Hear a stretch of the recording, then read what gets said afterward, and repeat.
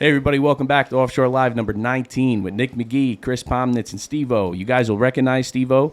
Nick and Chris are from the Jersey Shore Boat Racing Organization here at the Jersey Shore. They're taking on the responsibility of reviving Skiff, Garvey, and SK Boat Racing here, and happy to have you guys in. Thanks for coming. Thanks for having us. Thank you for having us. And you all know Steve-O from the Good morning. Ammo Camo, Jersey Outlaw, gun safety tips, apocalypse information. What else you got? Stephen M. Stephen M. taking on a new rap career. Yeah, we're going to see how the rap career goes. I heard you bumping in the caddy on the way back from Myrtle Beach. Big booming. Real quick, congratulations to all our national champions, our Northeast Championship Series winners, and our APBA national champions. Thanks for coming to Myrtle Beach. Sorry about the weather, guys. We tried moving it south, but it didn't work out. And big thank you to Kirk Hanna from North Myrtle Beach RV for hosting.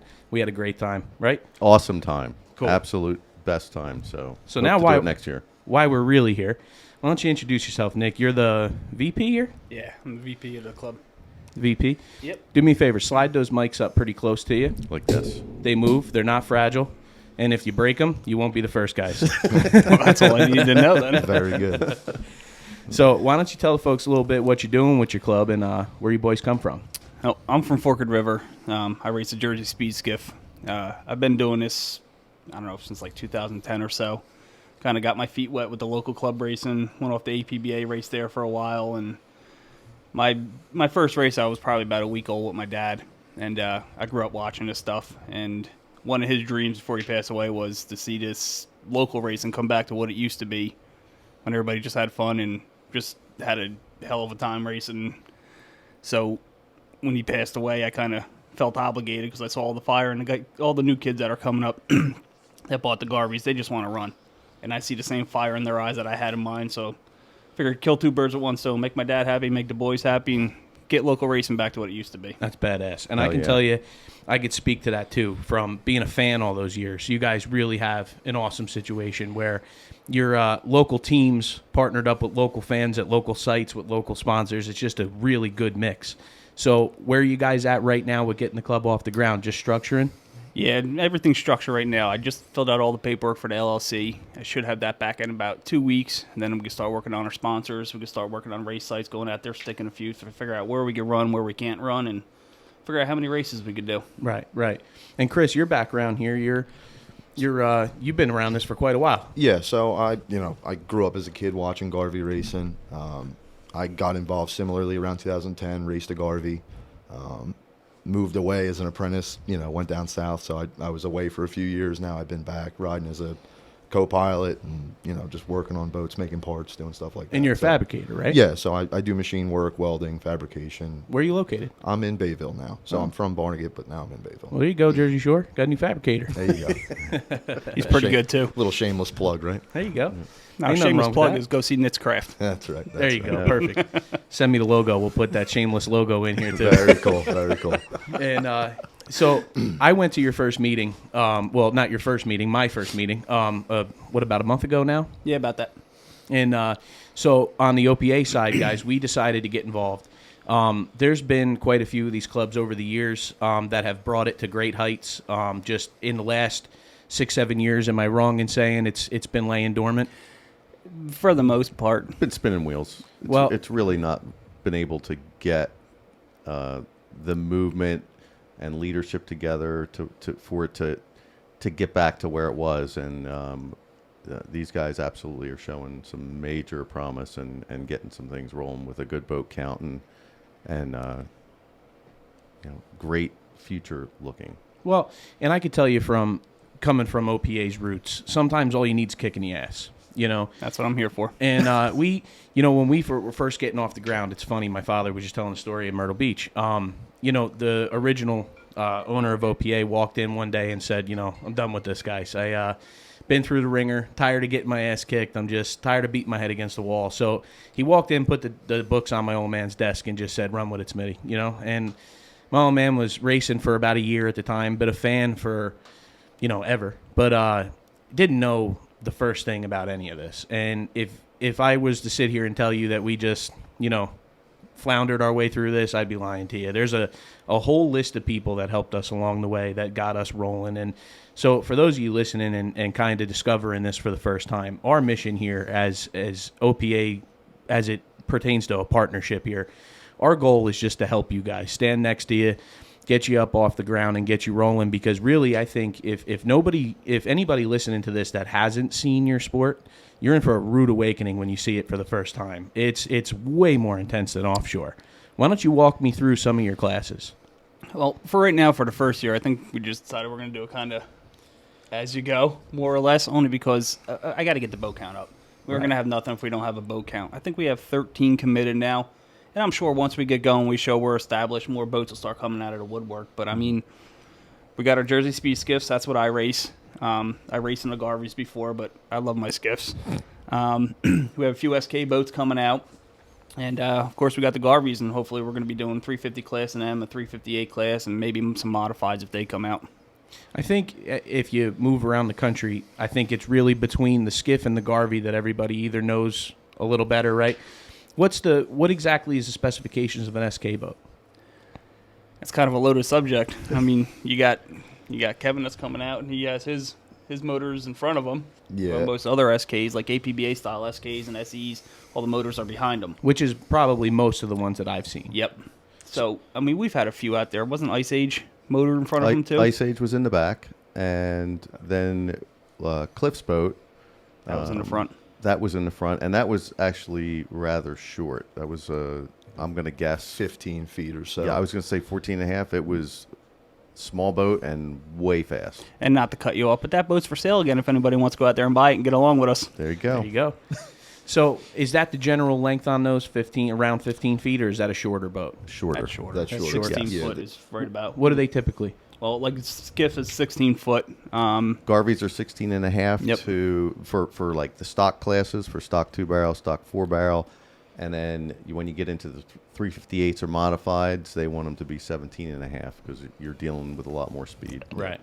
Whereas the SK, like people that are more familiar with APBA, they're common, like they run K boats, right? So the big blower motor, they're like 18 feet, you know. Now these are are they jet driven? No, they're a V drive. So what is the SK speed?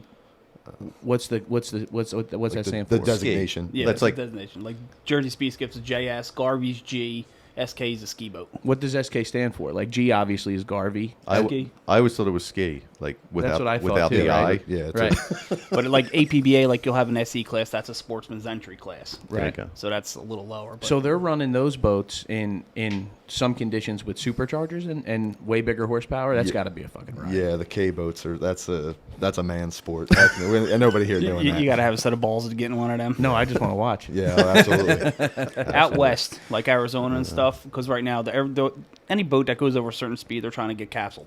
Right. And which is smart because, I mean, they just lost one guy, I want to say on the West Coast last year, racing an SK. Right. So, I mean, it's... Was that Mark Wheeler? No. I forget the guy's name. Yes. Yeah, they're crazy fast. I mean, I've been to what's the name of your YouTube channel? For Shore Shot 725 or J Skiff 98. J Skiff 98. I was on your J Skiff 98 looking up some of your what were we watching? Bradenton?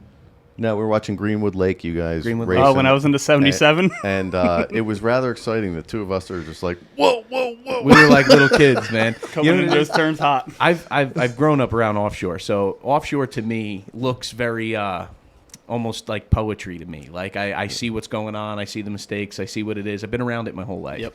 I watch you guys race, and I'm like, this is fucking mayhem. It really is. I mean, it's just off the wall. The crazy thing is the RPM you guys are pulling. I mean, it sounds like the motors just want to come apart and jump out of the boat, you know? And I kind of felt like that the first time I got in one, too. We were actually able to see your tack. Yeah. Jumping from 6, and as soon as you come out of the water, we'd like pin at 8. And we're like, no rev limiters? I think we decided that might have been the last race of the season. No. The guy that built those motors for her, was it the white skiff or was it the blue one? White cage. I don't know. All right, Yeah, so white so cage. that was a lap dancer boat. Okay. Scotty that builds those engines. Yeah. Never had an issue with them. Amazing. They Right. just keep on going. I mean, Screamer. race to race, we just go out there and we do what we have to do. Dude, it's badass. Yeah. It's so cool. Well, you're in luck because my motor for the 254 is almost done. If you want to go for a ride in a skiff this summer. Fuck yeah, I'm in. I'm right. in. I've never been in a skiff. I've been in a Garvey, and I got kind of I don't know what the term is for that. Is it like a snake oil salesman? Oh, totally. Yeah. So we're at the offshore race in Patchogue, Long Island, and a bunch of the skiffs and Garveys came up to kind of put on a show. And Scotty and them with the accident. Yep. Yeah. So we're there in the morning at the drivers' meeting. I'm there for offshore. I'm racing in Class 6 at the time. And he comes up to me and he goes, hey, one of my guys came up with the Garveys, and they came up without a co-pilot. So it's not a big deal. You just got to sit there. You don't have a job or anything. Just sit in the boat, balance it out. And he's just going to take it easy. I'm like, all right, yeah, I'm in. So I get my helmet and my jacket. I go walking down. They're racing at like 10 o'clock in the morning or Yeah, it something was before early. the offshore race. So anybody who knows me knows, like, around the races, I'm not even functioning till 11:30. My brain's just racked, So I go walking down there. I get in the boat. Mike Yagiello? Yep. Is that who it is? Mikey who took you. And the blue boat. Yeah. So we're out there, and so I get in the boat. First thing, I wasn't really accustomed to walking out into the water and jumping in the boat. So I'm like, well, this is kind of cool, It's like a day at Ski Beach or something up the Mullica, So I got in the boat, and a real nice guy, Mikey, jumps in, and he starts going through, like, the procedures, and he's like, when we go in a turn, try to lean with me, try to help me out with this, help me out with that. I'm like, that's cool. He goes, if you see the oil get under, like, 20 pounds, pull the kill switch. I'm like, all right, I could do that. He goes, if you don't, there's a good chance you're going to wear it, So I'm like, Yeah, and got it's it. hot. I've been there. Got it. Okay. So we get up, and you're gonna walk me through this in a second, but we're doing what I would call a parade lap. Yeah. Right. Just a nice easy roll around the course, and The warm-up laps. it's not flat in the Great South Bay in Long Island. It's back when we had that race, it was one of the rougher races we ever Yeah. did. Just the only thing that was on their side was it was early in the morning, so nothing had kicked up yet.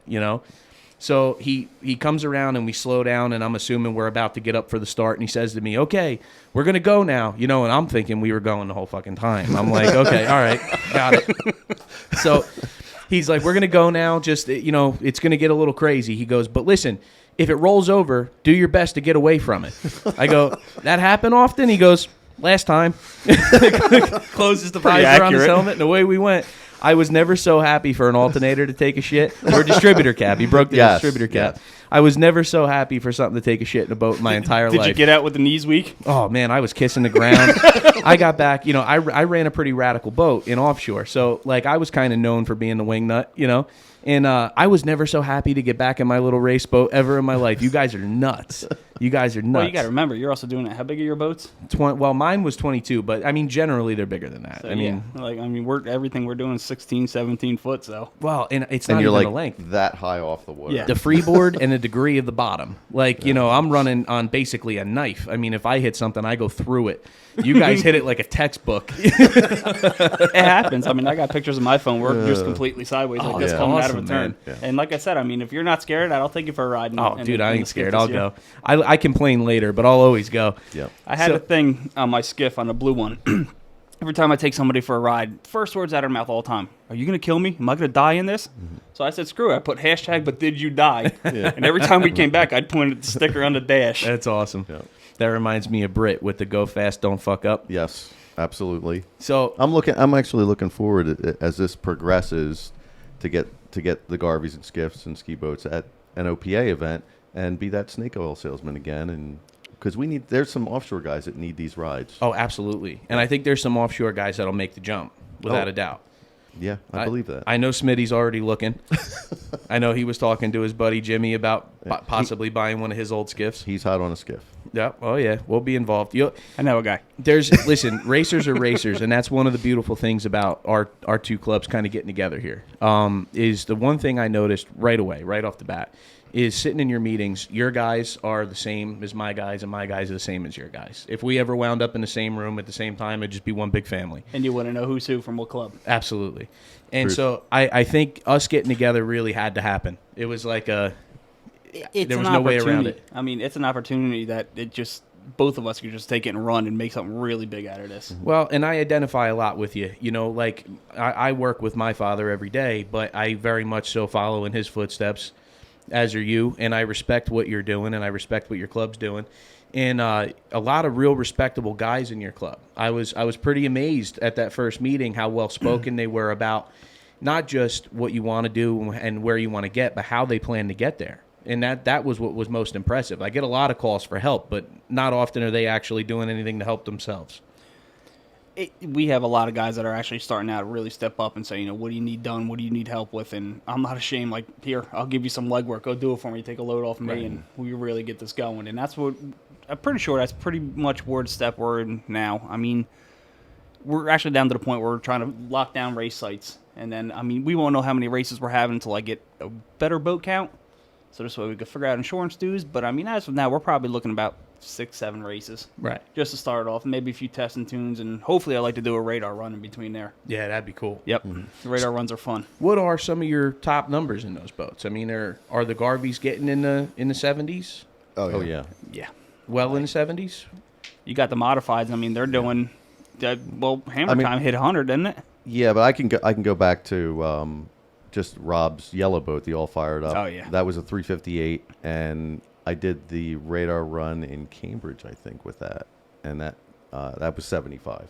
Right. Which So is fast. I mean, It's definitely fast, and that boat that was not a crazy motor. That boat's going a lot faster. right. So I know there's some boats that some of these guys have that are capable of some high speeds. Well, and what's most impressive to me, just as a fan of you guys, is watching the race. Your straightaways aren't. It's not like they're very long. No, it's a short course, maybe half a 3/4. mile. Right. You know. Yeah. So these boats are actually hitting numbers like that in a quarter mile is the total length of the track. So what do you figure your straightaways are? It all depends on the course we're at. I think the tracks are more like a half a mile Yeah, total. Okay, so you got like yeah. quarter straight. Half Yeah. half a About. mile max. So what's wild is if you know anything about boats, it's not like a quarter mile in a car where, you know, a car you're just banging gears. And these things, you're trying to get them around a turn, keep them straight, fight for a lane, figure out where the guy in front of you is going. Keep them flat. Yeah. And this like surfboard with a small block on it is trying to run out from under you. It's the craziest thing. I can't wait. I'm so excited for the day where we wind up at the same site. Yep. And some of these guys like around the offshore stuff actually get to put their eyes on this because I've seen it from the beach and from a boat, like watching you guys, to be kind of doing my homework for this and watching some of your onboard cameras. And back when I was a fan, that wasn't a thing. Yeah, it's come GoPros a- weren't, Oh, you yeah. know. The technology's come so far. Yeah, I mean, GoPros, just that alone changed the way people look at our sport. And now you got the 360 ones where you can see everything It's around badass, man. Imagine once somebody figures out how to put one of those on a turn buoy. Yeah, oh yeah. without taking the buoy out first. Yep. Yeah, don't run that one over. That'll be expensive. Yep. But that's been the craziest thing for me is really kind of putting myself in the boats with you guys and watching how hard the competition is. So something I was kind of curious about, and I was asking him when we were in Myrtle Beach, was like your starting procedures. He was trying to tell me there's like a clock that you guys are syncing up with. That's for APBA. That's, yeah, APBA, we use a clock. So how are you guys going to do it? flag starts. Flag start. So Yep. what do? You kind of get the guys up and running? It's you go out there, you do your warm up lap, get your oil up to where you want it, and all that stuff, and then you're going to mill around one corner. When all the boats meet up there, you're going to come around, and the ultimate goal is to have all the boats lined up coming across the flag boat, and then once they drop the flag, you just hit the gas and you're going. You're racing for Yeah, 5 they- laps. Like a Five slow laps. rolling start. I Yep. mean, I don't think they do more than 30 Yeah. at the No. start. You It's want- below that. You want to be lining up at turn 3, coming together. You know, the inside boat's the pace boat. Right. And then everybody's getting on it through there. Normally, we tell them not to race to the check or to the green flag, but Yeah. you know, Yeah, right. Yeah, it's, you know, Well, it all depends on I who know we have better on the than that. flag boat. yeah, it's, No slingshotting. yeah, okay, yeah. Offshore wouldn't know anything about that. Nope. That's too funny. But I just think it's cool. And so how many, like when you're watching that, when we were watching that video from Greenwood Lake, I mean, it seemed like you guys were running like 10, 15 laps.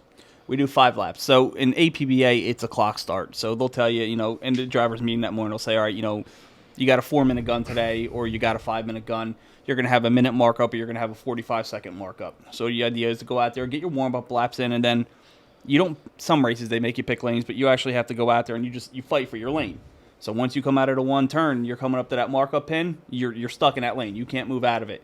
So then as long as you hit that buoy either the minute or the 45, then you just race around there and you're all lined up. And it's on you to get a good start, because if you miss a start with a clock run, you're done for the day, because they're going to walk and you're in that dirty water and your boat's not going anywhere.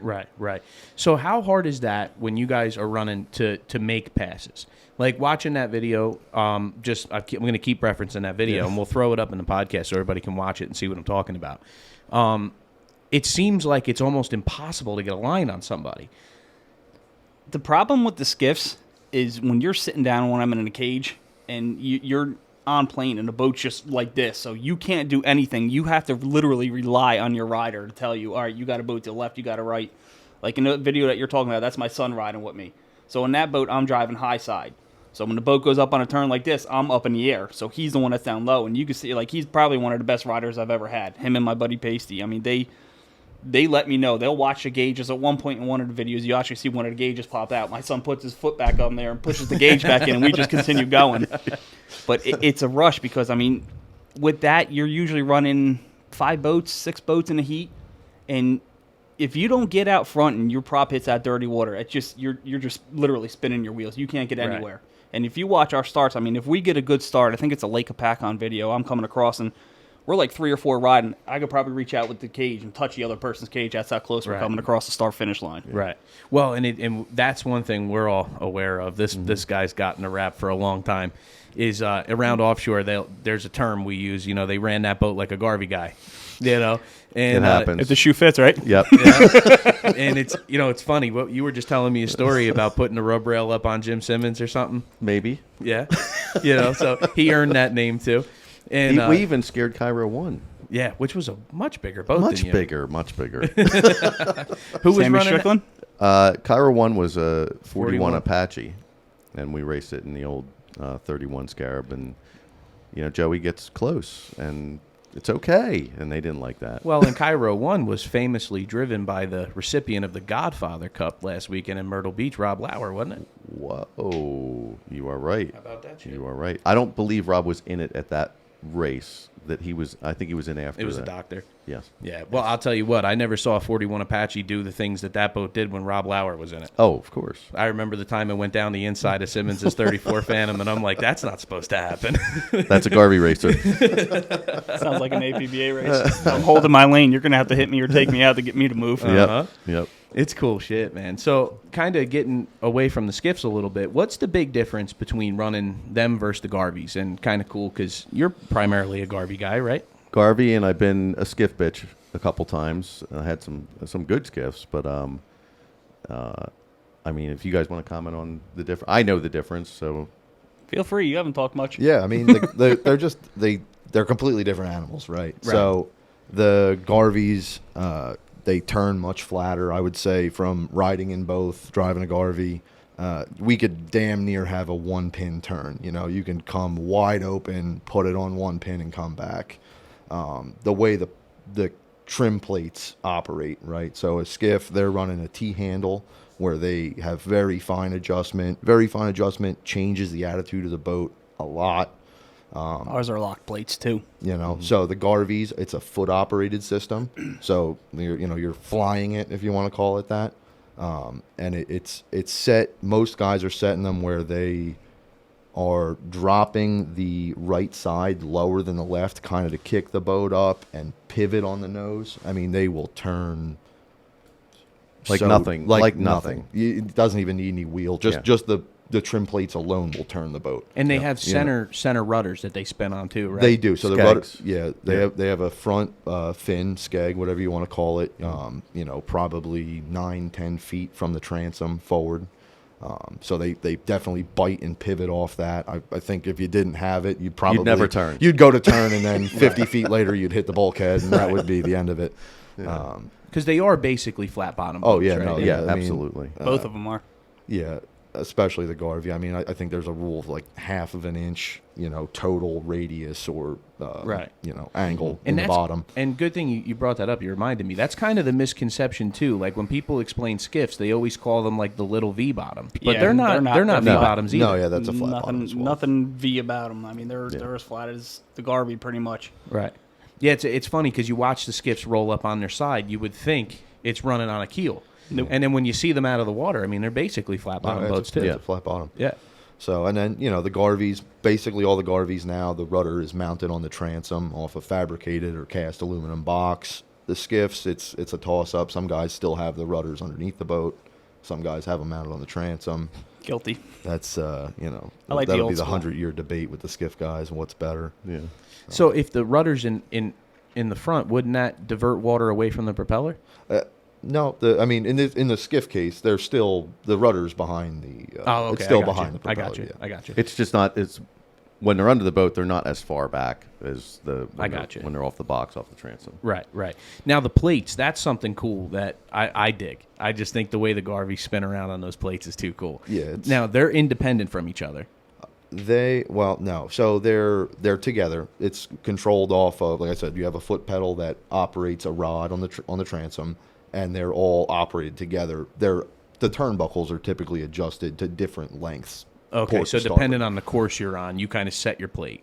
I guess you could. Most guys, once it's set. It's set. It's set it and forget it. I was just going to say that. Yep. I got you. You find out what kind of works and what puts you in the drink. So when you're saying you're kind of jacking the right side to get the boat to push its way over, is that a bend you're putting in the plate beforehand? No. So the plates are hinged, actually. So you have the freedom to move them independently from one another, but they operate as a unit, if that makes sense. Okay, I got you. So you can manipulate which one's higher and lower, but then move them at the same rate. Yes, exactly. Okay, that way Exactly. I got you. Yeah, They 'cause that always would be a move at the bitch. same rate because it's one your control left rod. foot operates the whole plate, Right. and the fine adjustments come from the turnbuckles. Yes, sir. Where you can drive the right side, the starboard side of the Dig a Garvey little plate harder. into the water a little more. Right. Which it'll Get it to kick over. it'll kick over a little bit. Right. So And I've been in some fast Garveys. When you're going around that turn, it'll set you in the seat. Oh yeah, it's wild, man. To me, that's where Garveys kind of take the cake is with that. Like when you see 5 or 6 of them go piling into turn one, it's cool. But then as the race starts to shake out, you start to see there's like 1 or 2 guys that just start picking people off. And they're going to start separating. They with got the that, line. yep. You know what I mean? And it's crazy because, see, to me, it's such a wild sport because with offshore, there's a lot of strategy. Like, and not that there's not in what you guys are doing, but it's almost like a slower paced strategy. Like I know, like if I'm running a 10-lap race and it's a 45-minute run, right? I know that by lap 3, I need to be at least in front of this guy. I know by lap 6, I need to kind of have a shakedown on the rest of the guys and know where I'm going with it because I got 2-3 laps left. We all run the same speed. They're big boats, so they don't really make mistakes.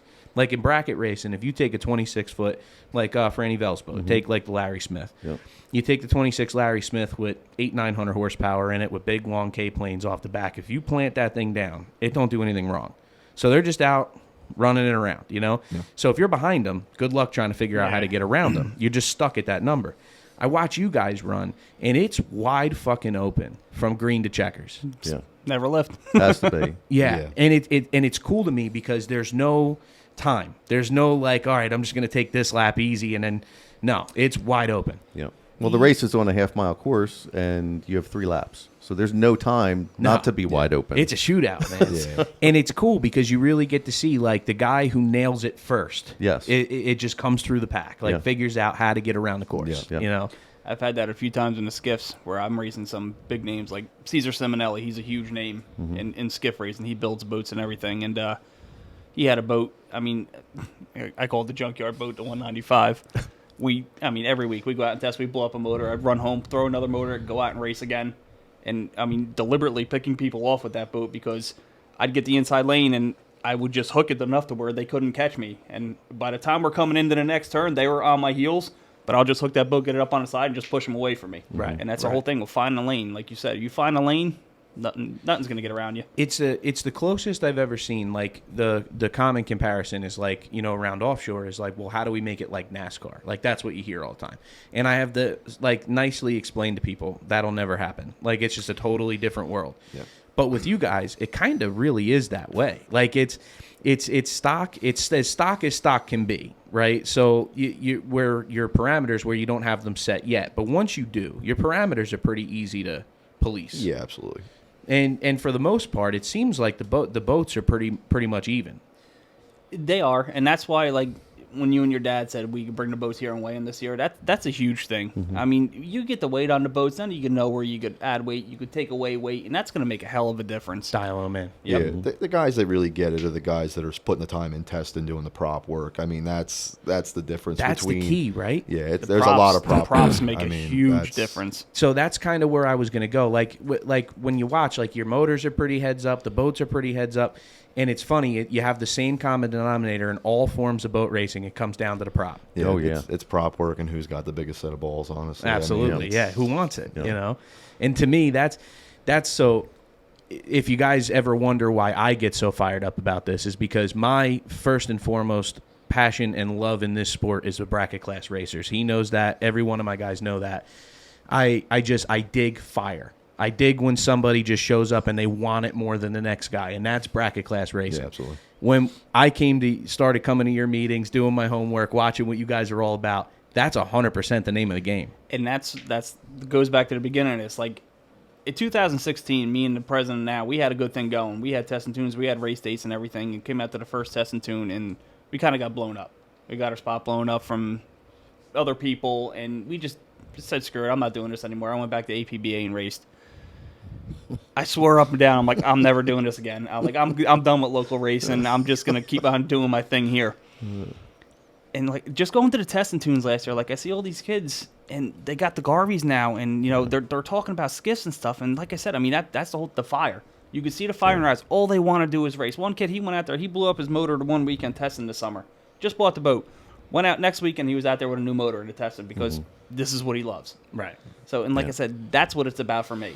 Yeah. I was talking to Boomer. Well, we were talking on the way up here, and I told him that the Garvey Club skiffs and ski boats, it's really like a family tree that you can trace back generation after generation. Oh, absolutely. And there are similarities to NASCAR because NASCAR was put together by a bunch of rednecks. Well, this was put together by a bunch of pineys. Wasn't it a bunch of bootlegging rednecks? Something like that. But in that same family, you know, you're dealing with rednecks and pineys and hicks, and this is what they do. And the family's there, and it's really an incredible experience. Not that we don't have any rednecks in offshore at this point. Oh, we got plenty of those. Buddy. They're my favorite. But they didn't start offshore. The whole thing is like you can go out to a race, and if it's a good run race, the camaraderie is second to none. Yeah. I mean, Yes. you come in there and the ball busting alone is what I love. Yeah. I mean, it's so much fun. You come in there like, you know, you have a guy that's kicking your ass every week, and all of a sudden you find out that perfect combination for your prop and that water that you're running there, you beat them, you come in there and you bust their balls. Yeah. Right. You know what I mean? And that's what's fun about it. Well, and that's also part of the opportunity that we see here, like from the OPA side. That's when I do these podcasts over, this is 19 now, so 18 of these.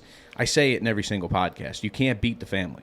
Like the people you meet, the friends you make, it's a family. Whether you realize it or not, it becomes one, you know? And so I got to tell you a funny story. I think it was you that commented today about my hard drive. Was it you? No. Matt? Was it a Matt? Do you guys have a Matt? Matt Mason? Matt Mason. Yep. Matt Mason. So it cracked me He's up. one of the ones that I was talking about, has that fire in his eyes. Dude, I've been part of your little family here now for, a month? So I threw up a thing today. My hard drive melted Yeah, I down. saw that. That's like my baby that has all my offshore shit on it, right? So right away, one of the Garvey guys, like, I got a cousin. I got a guy. Go see him. That's Matt. Tell him you know me. You know, and it cracks me up because it transcends. Like I tend to think like offshore is this unique little unicorn, right? And then I run into you guys, and it's the same with you guys. Yeah. It's the same tight knit family thing. So. Like, it's so cool to me to see that there's more levels to this. There's more areas to go. There's territories to conquer. And I just can't wait to put this all together with you guys and get it off the ground. It's funny because, like you say, it's a family thing.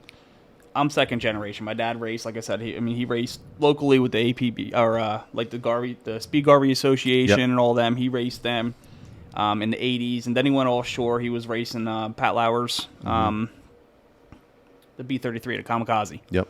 He's raced the brown one and the white one. And then he went back to APBA with the little boat. And then, you know, here I come years later watching him coming out there. And then somebody came up to me like, hey, you mind riding one of these? I'm like, yeah, what the hell, I'll do it.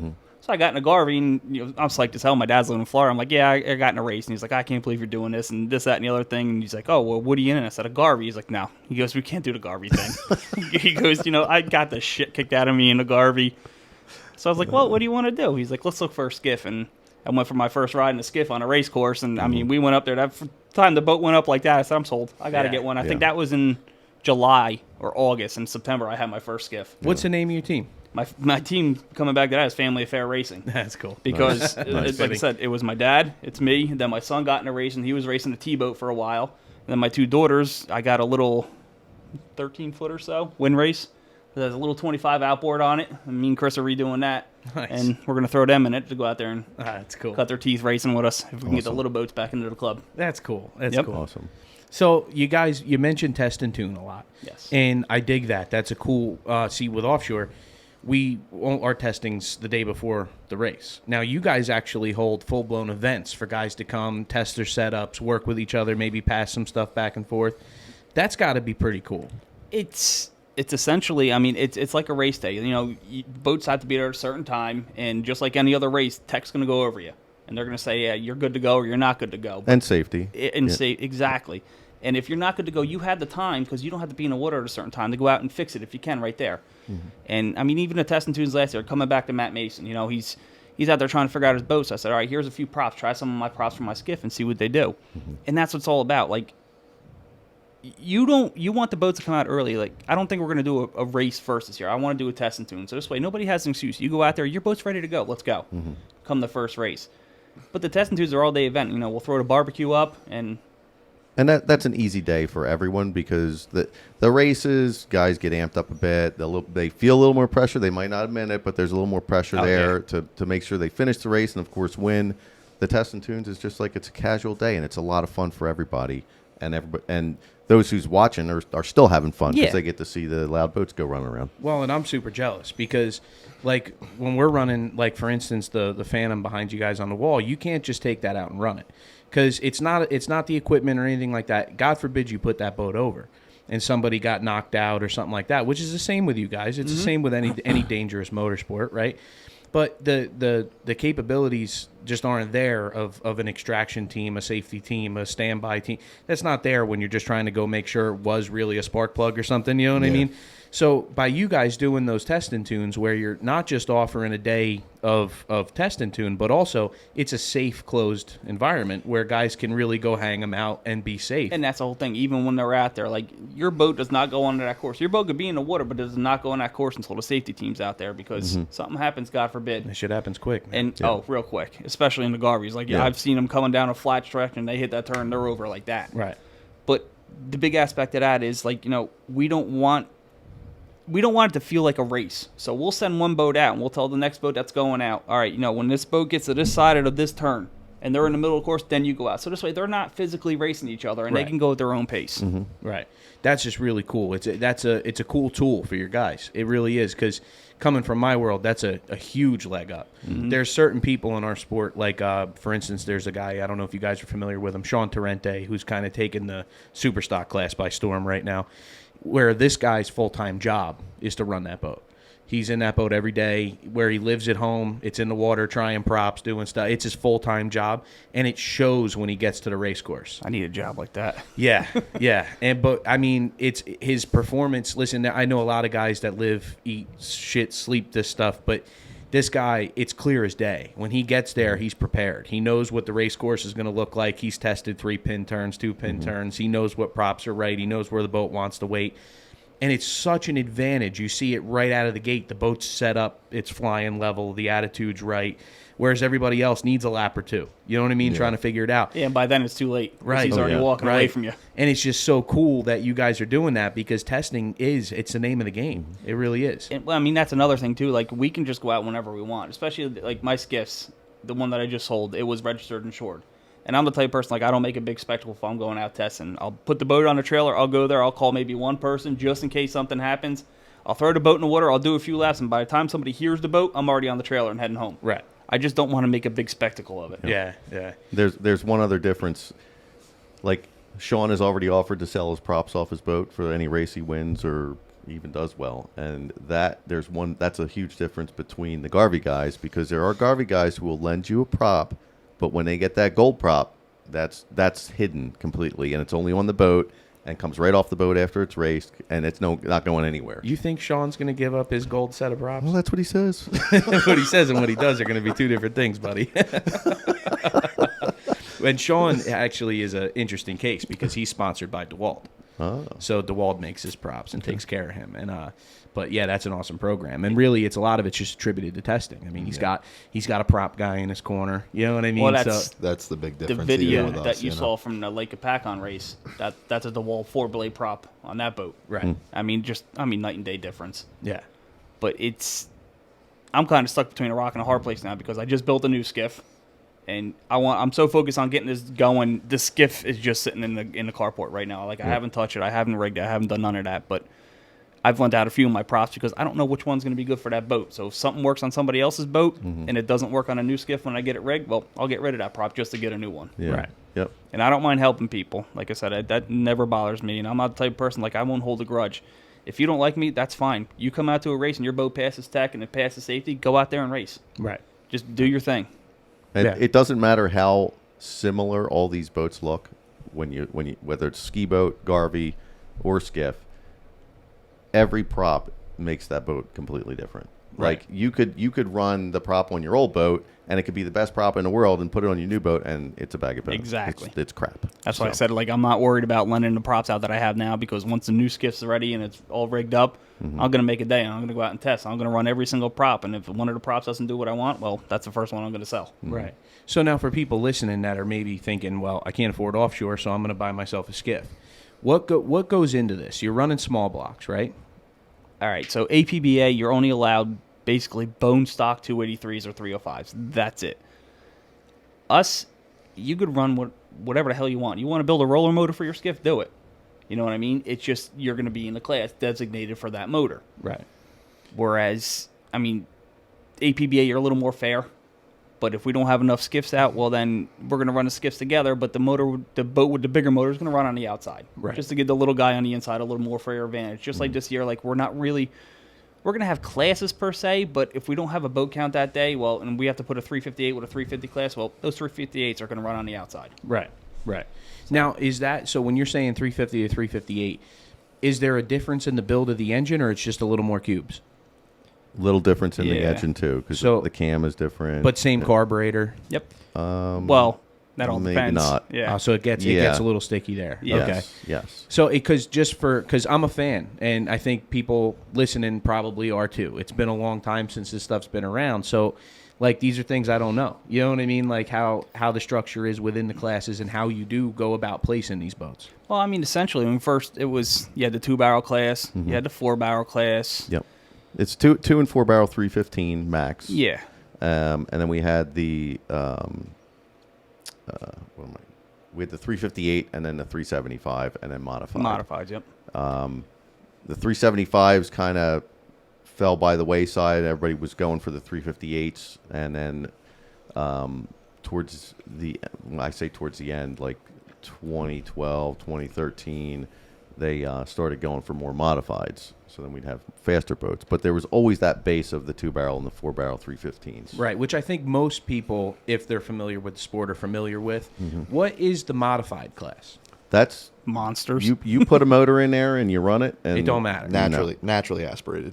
Yes. Is the only Yeah. catch. No Only catch. no turbo supercharger, That no would- alcohol. You know That would look really cool in one of those. Yeah, of course it would. And that's the whole thing. Like, there's actually one of them for sale right now, a modified. They just brand new boat. Jarvis has it, yeah, right? Yeah.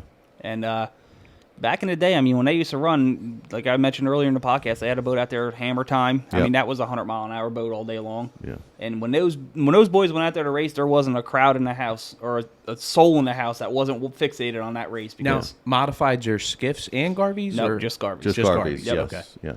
And like I said, Why? they're monsters on the water because They can handle that in the they're a turns and all? wider boat, they're a longer boat, so they can handle it. Right. Yeah. Yeah, because I'm watching like your videos of your skiffs running and trying to imagine that at 105 or something. Yeah, That looks no. like Oh, a fucking God. handful. With the skiffs, like I said, you got a good boat if you're doing like anywhere between 70 and 75. You got a Right. good running boat. Right. Which is extremely respectable. Like it's like in my world, speed numbers are so fucked up. Yeah. Like you hear these poker run guys. Like this is what's crazy to me is the way the sports, not the sport, but the actual what do you call boating? The boating community. Yes. The boating community in general, the steps it's taken in horsepower is insane. Like when I first started racing, if you heard somebody had a 1350, a 1550, that was like big power, and you knew it wasn't going to last. It was good for like a lap or two, you know? Yeah. Now Mercury's selling these 1750s with warranties to Joe Schmo, who's never owned a boat before. Yeah. And they're out at these poker runs running 180, 190 with them. It's like insane. And then people ask me like, "Oh, you race boats?" Like, "Yeah, what do you do?" I run class 6, 70 miles an hour. And they're like, "Oh." Like it's badass, man. I'm trying to tell people it's not the same thing as just going straight. You know? The sensation of speed with boats, as we all know, and guys and girls in offshore know, that sensation of speed on water is totally different, completely different than any automobile or airplane or what have you. So take that sensation on the water in offshore boats or pleasure boats or what have you. Multiply that by 1,000 by when you sit down into a Garvey or a skiff, which you can attest to. Yeah. The sensation of speed is when they hit that gas, it's full speed, like immediately. Yeah. And it's just crazy. Well, and what's nuts is, and you're 100% right, that little green boat I ran, the Carrera, that's deemed by offshore legend Art Lilly as the flying football. I was known as the guy that spent more time in the air than in the water, you know, and like there's nothing about me that's afraid of a boat. I don't have fear. I grew up in them. I love them. When I got in that boat in Patchogue with Mike, I shit my pants, man. I did. I was like, this is fucking nuts, because you're right. The sensation is so much different. Yeah. Like when you're in a boat with freeboard and you can go like this and it's dong dong next to you, I'm safe. I'm in this fucking thing, you know? In that, I'm holding on behind this guy's back over here and like around a tractor header over here, you know? He said a tractor header. You know, and it's like, what the fuck are we doing, man? You know, it's like, this is way too fast to be on my front door, you know? But it's what it's so cool is the way you guys have dialed in those boats for the turns. Like, that's what blows my mind. Like, I assume the average person probably watches the straightaways. Like, that's like, oh, they want to see them go fast. But when you guys get to those pins and start ripping them around the pins, it's incredible, man. And the skiffs are right there with the Garveys because of just how loose they are. Like, you know, nothing about them really wants to be doing it. You're manhandling it. You're with the skiff, you know you're doing good if you're right on that ragged edge where you're not winging out, but you still have it under control. That's how you know you're doing good. Right. It's that close, too. Yeah, it is. Well, and I can't, I'm such a nerd for this now, because we were watching a video in the RV. I mean, we were, right or wrong, we were like little kids. Oh, yeah. It was, yeah, because there were 2 times that I remember seeing that we were like, whoa. That was like that much over the line, and it could have been bad. If there was somebody standing outside the RV, the noises that we were making were like, whoa, what the fuck, what's going on? Dude, they get this attitude to them where you start watching them dig, and it looks like they're good. Like, it looks like they're just rocked over in the turn doing their thing, and then all of a sudden it just all hell breaks loose. And is there a technique to that? I mean, is there something you could speak to, or is it just figure it out, stupid? You just nailed it right on the head. Right. I mean, it's just it's. You could say it's a learning curve. Like, I've been in a boat with people that don't know how to drive per se, and I've been in the boat with people that know how to drive. And if you've been in it long enough, you know who could drive and who can't. I mean, you just feel comfortable with somebody, and other people are like, no. That's why, like, I will not get in the passenger seat of a skiff anymore. Right. I'm a driver, plain and simple. So there's definitely a finesse, I think, you know. With skiffs? With the Garveys. I think there's a finesse. I think it's more finesse and luck with the skiffs, and experience, of course. With the Garveys, experience is huge. Yeah. But I always remember going when the first Garvey I bought and drove, that Denny Dyer and the other guys in Barnegat would tell, like, when you go around a corner, you mash the plate and keep the gas on the floor. Do not lift. And I'm, you want me to go around a corner 70 miles an hour, do not lift, okay? And they say, if you lift, you're going over. So, okay, now I got the fear of going over if I lift, so I'm not lifting, and I'm going to mash the plate, which sets the boat. It just grabs it into the water, and go around the corner full speed. And that doesn't really compute until you do it. And then once you do it, you're like, okay, I get it. And then the finesse part comes out with the Garvey, where you start working the plate, where you're not mashing it completely. You're putting it down, and as you're coming out of the turn, you're slowly lifting it out, and things like that. So basically, it's full throttle all the way, and you're working the plate. So how little plate can I not take a bath? Well, yes. And you said my favorite word, finesse. Yeah. So now, when you're playing with the plate, I'm assuming what you mean is, well, the obvious terms there is drag and everything else. But what are you pulling down to? Like is that the game you're trying to figure out where the threshold is of keeping her up in the numbers and still planting the bow? Like it's your guy's equivalent of trim. I mean, it's you're well, trimming. Yes and no. If I put my trim tab down, I still go straight. True. Yeah. True. Also true. I mean, you can pretty much mash the plate and fight it to keep it straight. I mean, just because you're mashing it doesn't mean you're necessarily going to make a left turn. You've gone too far when your head comes up out of the water and your boat's upside down floating away. Yeah. You said, shit, that's a little bit too far. And I mean, you could see it like as a spectator, somebody that's new and doesn't know, where they're just burying the nose, it's plowing, and obviously you're losing speed. Now, are you doing that into the turn, or are you doing that once you're ready to turn? Right as you're about to turn. Yeah. You're so it's one motion basically. Yeah, Right. it's a fluid motion. And that's pretty much the same thing with the skiffs. Like I'll set my plate before when the bow of my boat reaches the turn pin, the entrance of the turn pin, that's when I'll hit my plate, and you'll see the skiff, like it'll lay flat like this, and then you'll see the bow rise up, and then we'll come around the turn with the bow in the air, and then you'll see me before I'm out of the turn, coming out, I'll reach down, I'll throw the plate, and you'll see the boat lay down. That's when I take off again. Right. And it also helps when you know your own boat too. Right. Like I've been thrown in a few skiffs where like, all right, I do this with my boat, and then you do it with that boat, it's like, oh no. Can't do that again. Well, and you know what's funny is almost any one of you guys that I run into all kind of say the same thing. Is it normal that everybody kind of runs each other's boats and jumps in and out? And it is a small community. I mean, I wouldn't say it's normal, but there's been a few times. I mean, perfect example is I went to Florida in 2016 to race with my dad. They were having a race there, and one of the skiffs there, the guy broke his ribs the week before. He went out there, he tried racing the first race, and mind you, I flew there to race with my dad. Next thing I know, the next day I'm racing against my dad in the other boat. Right. And the same thing. I mean, we went out there, that boat was so loose. I had made a few adjustments to it the next day, and I mean, sorry, Dad, but I whooped your ass the next day. Yeah, and the Garveys are a different animal. I think there's some more experienced guys that are kind of like I'm going to get in, make sure you're set up, and not going to go out and kill yourself kind of thing. Well, it's for, like for teaching is huge that way. Steve talks about experience. That's where that really pays off, is being able to feel if the boat is even safe. Right. And I'm grateful the amount of boat owners that allowed me to drive their boats, and like there's a list of boats that I got to drive. That's a matter of trust. Amazing boats, and I love every family that trusted me with their boats. The Lowers trusted me with both their boats. Larry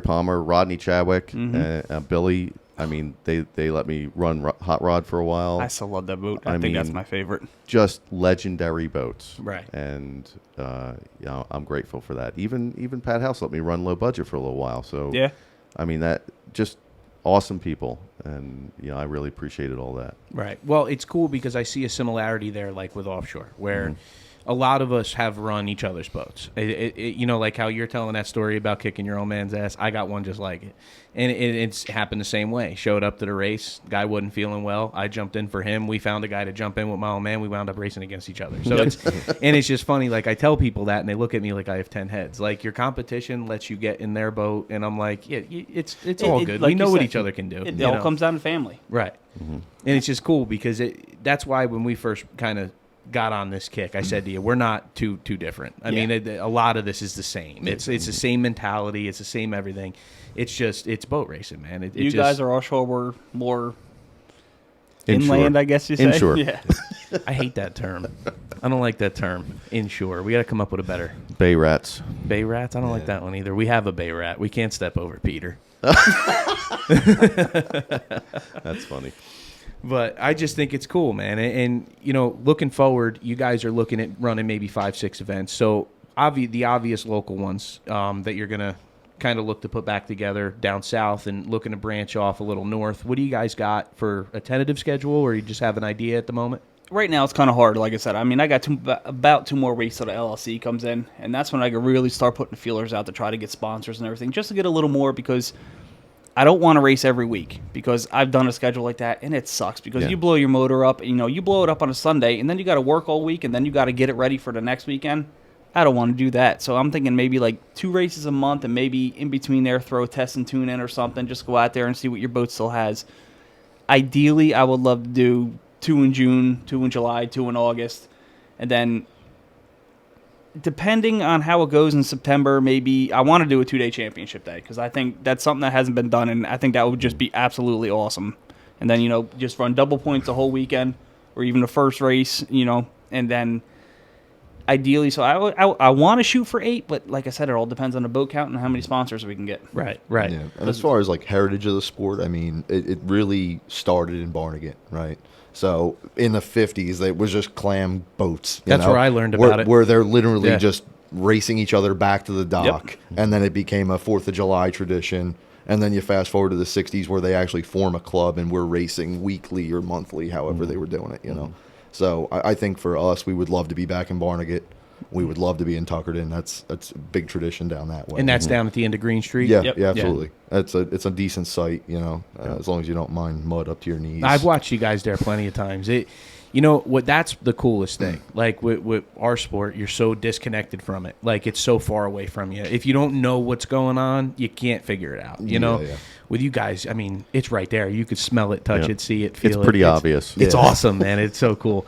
So you got Barnegat, you got Tuckerton, maybe possibly a seaside area. All goes well. Yeah. Parkertown. We would love that. Yeah, Yeah, Parkertown's definite. We're going to be doing Parkertown, there, Dock and Road. Parkertown. That's where I want to try to get the Class 7s out there with us in Parkertown. Right, yeah, we're definitely going to do some of that. Yep. Yeah. And We like I got- said, every place we're testing, like I was talking to Steve today when we were talking on the phone, I said, I want to go out to a few of these sites and I want to stick them.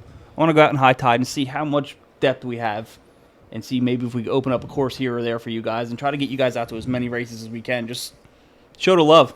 Get the boats out there and let's run them. Well, and what's cool is, too, like I think we had this conversation where, like, you look at Offshore, like, as maybe Class 7 assisting you guys at drumming up some attention and stuff, and I got to tell you, man, they're going to be the redheaded stepchilds, not you guys. I'm telling you, man, because I've been to some of these races, and for people listening to this that know anything about OPA, You hear that, James? yeah, I do have one guy that would love to try. Actually, we could probably issue the challenge, James from Naughty Boys. If you're listening, buddy, I'll put up $2,000 if you can beat any one of these skiffs or Garveys. At any race this year. Oh, shit. Once laid down. And if you don't win, you owe me $500. Hey, Steve, ask Jarvis so we can get that modified just for one race. You won't need it.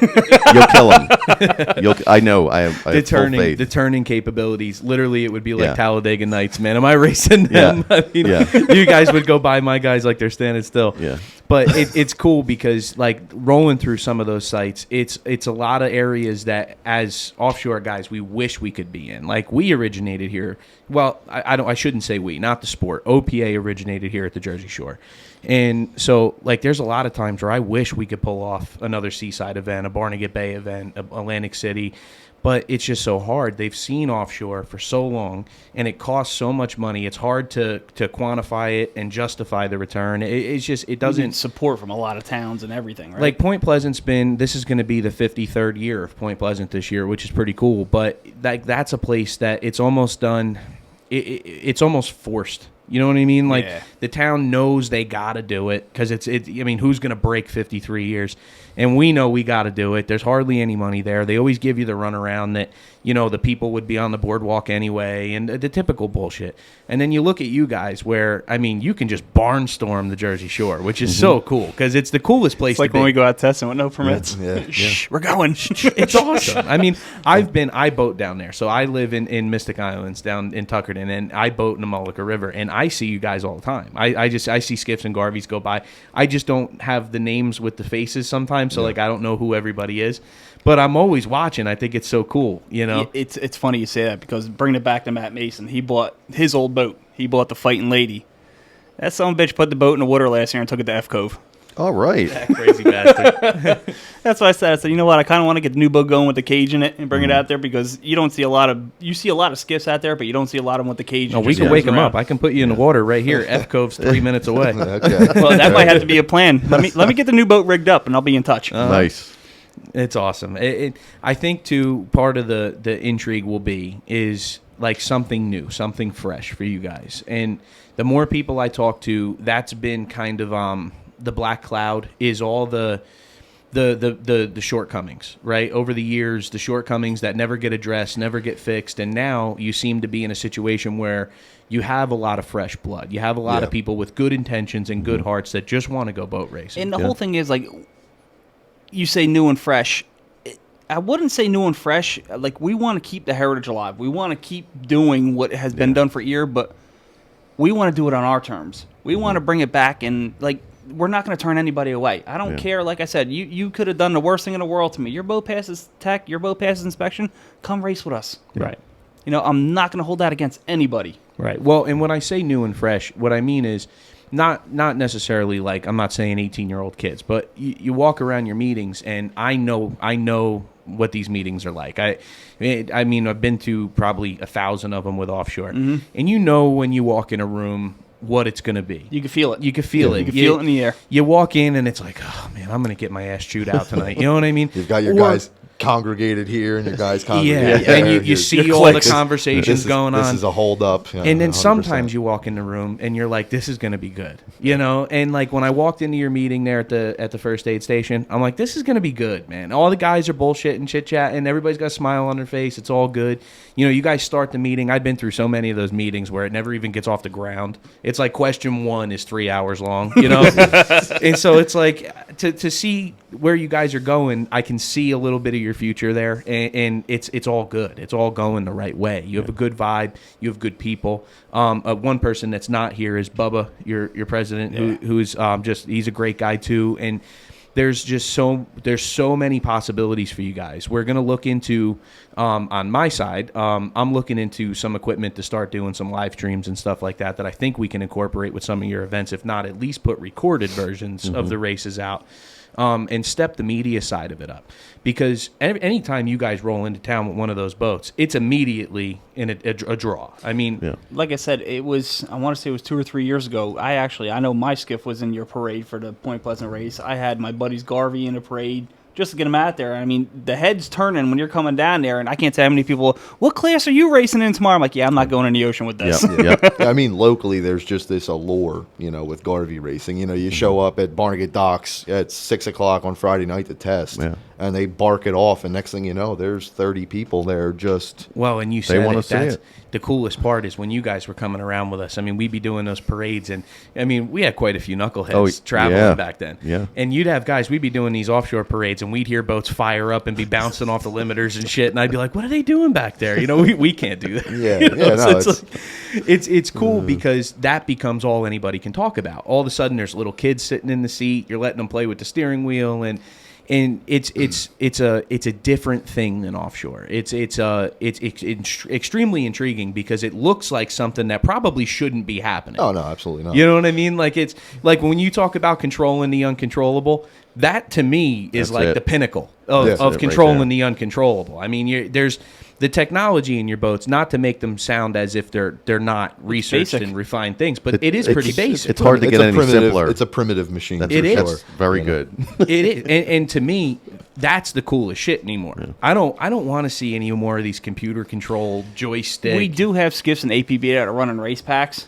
Right. But what you find out is, like, there's a few times where you'll get washed down. You'll come to a turn. I mean, if you watch my videos, you'll see. I mean, you get face full of water and you can't see shit. And then when you come out of it, those race packs aren't waterproof. Right. So you're out of the shitter. And I was going to put one in a new boat, and the more I thought about it, I'm just going to keep it traditional. Now, you mean the race pack, like data collection race pack? Yeah. So, but what I mean as far as the technology of the boat is just the way it functions. Yeah. To me, it reminds me of when you're sitting in a parking lot and just a real cool old muscle car pulls up. Yeah. You know what I mean? It's you're going to go over there and look at it. Yeah. If you're sitting there and like a 69 Camaro Yanko pulls up or something and there's a Ferrari next to it, that might as well be a Honda Civic. I don't even give a shit. You know what I mean? So like, you guys have that feeling. Like when you see one of your boats, it looks like something that just you want to go find out what it is. Yeah, and I got to think with a little bit of a media push here, with all the work you guys done to restructure your club and bring it back out in the front.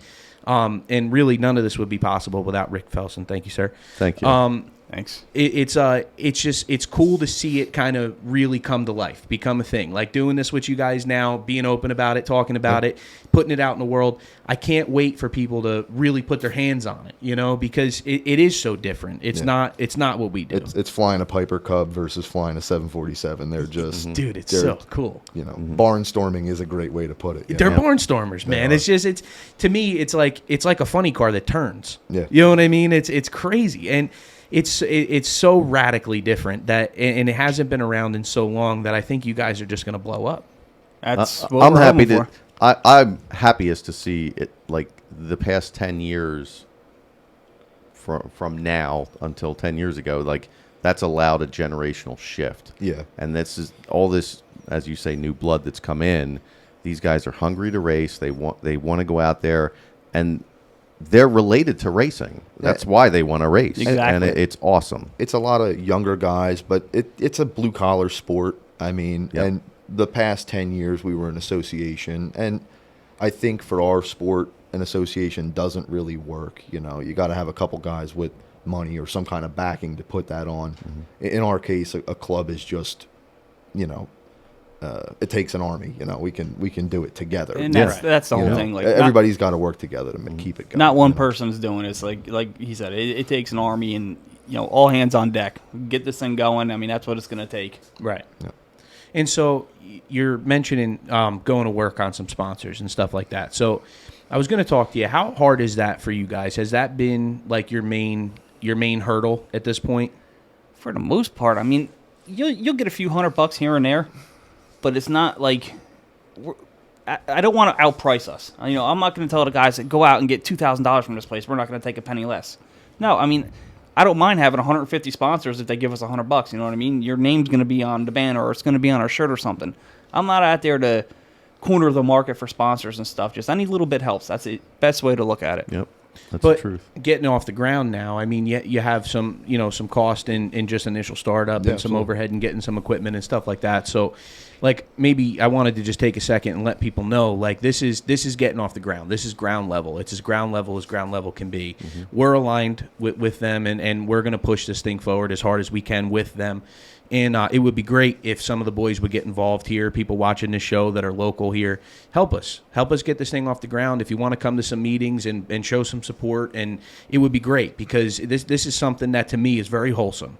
It's very real. It's very at home. It's really what Offshore always was. It's just recently has it grown into this big monster it is now. And so I really respect where you guys are at, and I know the challenges that are in front of you, and I know how much a little bit of dough helps kick you over the hill. Yeah, absolutely. Because, I mean, if anybody wants to come out and they have any questions, they can feel free to hit me up on Messenger or whatever, and I'll try to get them pointed in the right direction. I mean, the more boats, the merrier. Megee. And you got MC Adams over there. And if you wait till the end of the show, we're going to have Steve-O breakdance for us on the table. While he raps. He's got his B-boy hat on and everything. But, yeah, like I said, I mean, any little bit helps, and the more boats, it's just going to help offset and probably put on some more races for us. So what are you looking at? Have you gotten a structure into dues, or have you structured any of that yet? I don't want to overprice the guys, only right. because, you got them coming out paying $1,000 for 6 races. That's kind of redundant. Right. I mean, ideally, with 6 races with 13 boats, we're looking at like $2,000 race. We're looking at like $600, $650 with the help of a few sponsors. Right. And to me, I mean, that's a little expensive for 6 races, but if they want to race and we can't get any more, it is what it is. You guys want to race, let's do this. Mm-hmm. But in the same sense, I feel if we get 2 good races off and we have those 13 boats show up, I think more boats will come out of the woodwork. Agreed. Yeah, personally, there's 25 or 30 boats out there. Easy. Sitting in garages, sitting in backyards, and under that's what tarps they're waiting for. That are ready to go. go. They're waiting for it. There's names you don't even know that are sitting on these boats. I think I don't think it would be unreasonable to think that number doubles by the time you start getting some good events off. No, 25 boats is which is 100% absolutely attainable. good, because I mean, then we could actually do an insurance for like our radar runs and stuff. Because with the radar runs, I feel more comfortable doing insurance, having insurance for that, because you're pushing the boats to what they could do. Right. Yeah. God forbid you hit that one roller or something, you go over.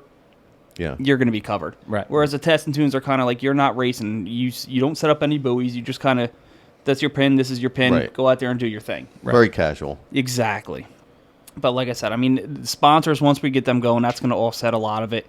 And then, I mean, if worse comes to worse and we get enough money in there, I'll bring it to the club when we have a meeting and say, hey, listen, we could add 1 or 2 more races. Do you want to do it? And if we get a vote for yes, I'll start doing the legwork to find a location. We can go for 2 more races. Right. Well, and the reason I'm asking is I'm sure there's going to be people that check this out that are not part of your club, that want to maybe think about getting involved. So it's kind of cool. Like, you know, I always went with the adage that, you know, the clowns don't pay the circus pays the clowns, right? So for people sitting at home that are kicking this around, I mean, it's not a whole lot of money to get in and get involved. Nope. You're supporting something that clearly has a future. Facebook page for people to know and look up. Absolutely. Jersey Shore Boat Racing. Yeah. That's our Facebook page. And I'll have all the details involved in this when we put it up. And so it's, in my head, you can't fail. I mean, you have one of the coolest, you know, water sports possible. I mean, and you have the right people behind it. You have a really good heritage and knowledge and direction with where you guys are going.